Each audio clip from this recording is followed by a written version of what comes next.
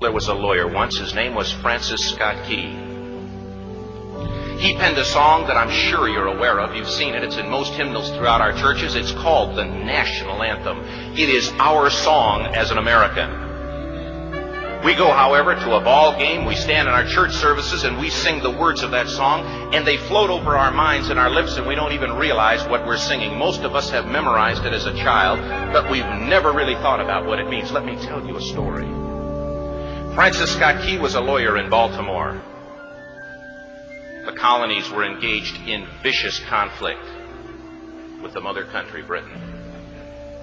Because of this conflict and the protractedness of it, they had accumulated prisoners on both sides. The American colonies had prisoners and the British had prisoners.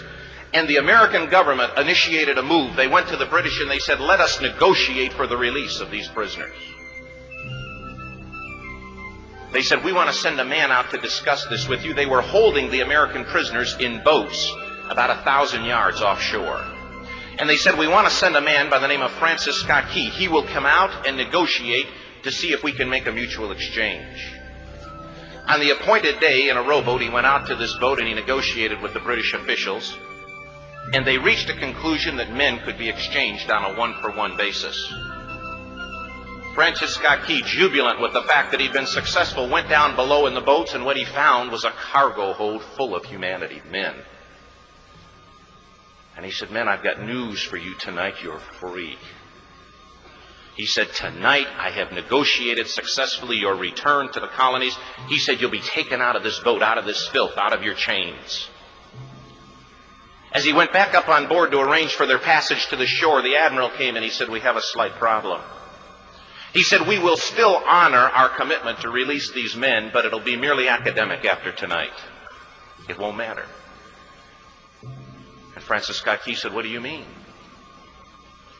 He said, well, Mr. Key, he said, tonight we have laid an ultimatum upon the colonies. Your people will either capitulate and lay down the colors of that flag that you think so much of, or you see that fort right over there, Fort Henry? He said, we're going to remove it from the face of the earth. He said, how are you going to do that? He said, if you will, scan the horizon of the sea. And as he looked, he could see hundreds of little dots. And he said, that's the entire British war fleet. He said, all of the gunpowder, all of the armament is being called upon to demolish that fort. It will be here within striking distance in a matter of about 2.5 hours. He said, the war is over. These men would be free anyway. He said, you can't shell that fort.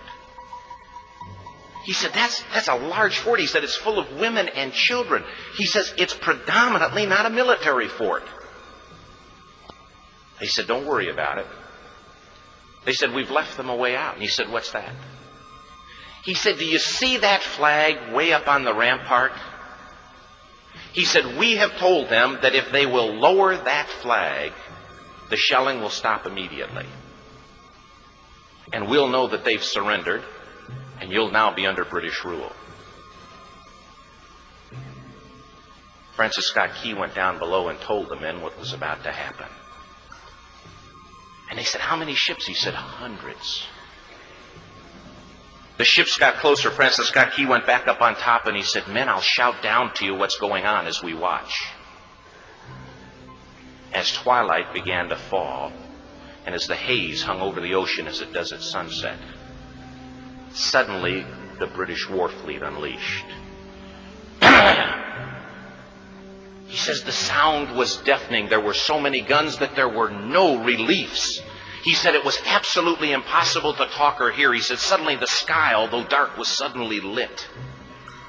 And he says from down below, all he could hear the men, the prisoners, saying was, tell us where the flag is.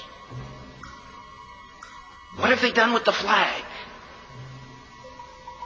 Is the flag still flying over the rampart? Tell us. 1 hour, 2 hours, 3 hours into the shelling, every time the bomb would explode and it would be close to the flag, they could see the flag in the illuminated red glare of that bomb. And Francis Scott Key would report down to the men below, it's still up. It's not down. The admiral came and he said, your people are insane. He said, what's the matter with them? He said, don't they understand this is an impossible situation? Francis Scott Key said he remembered what George Washington had said. He said the thing that sets the American Christian apart from all other people in the world is he will die on his feet before he'll live on his knees. The admiral said, we have now instructed all of the guns to focus on the rampart to take that flag down. He said, we don't understand something. Our reconnaissance tells us that that flag has been hit directly again and again and again, and yet it's still flying. We don't understand that.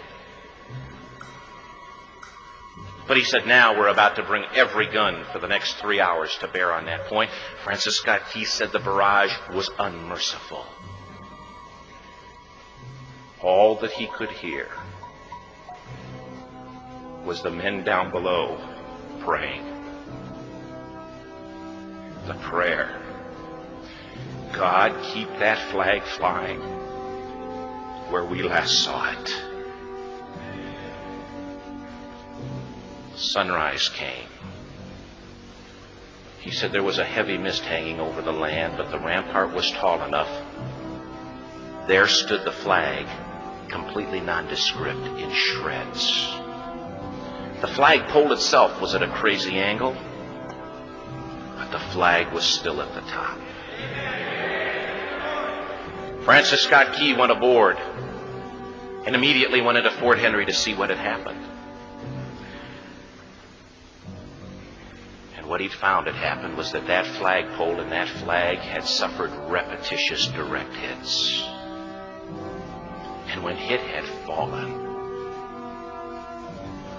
but men, fathers, who knew what it meant for that flag to be on the ground,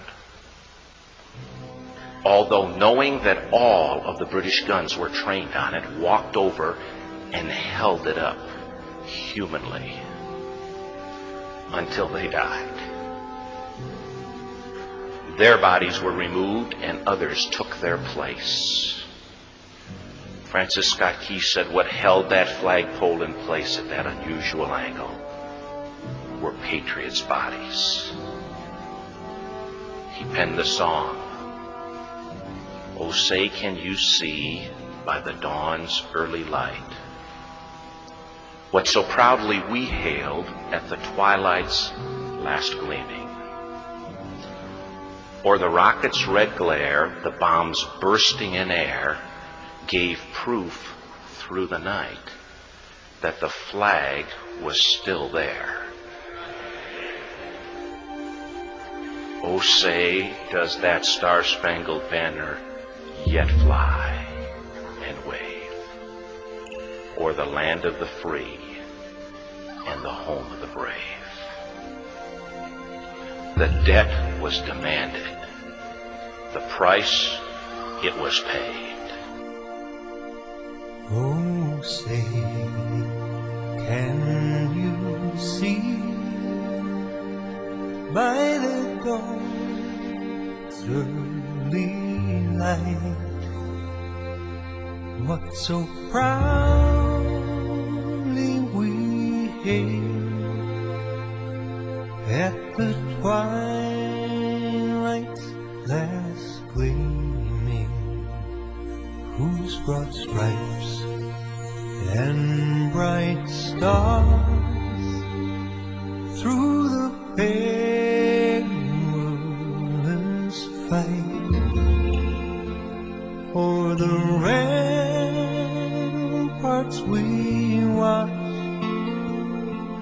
were so gallantly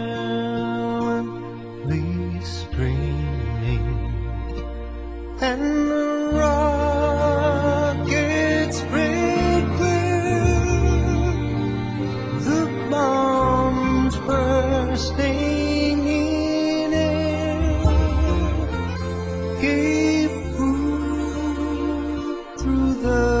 night that our flag was still there. Oh, say, does that star-spangled banner yet wave o'er the land of the free and the home of the brave? Oh, say, does that star-spangled banner yet wave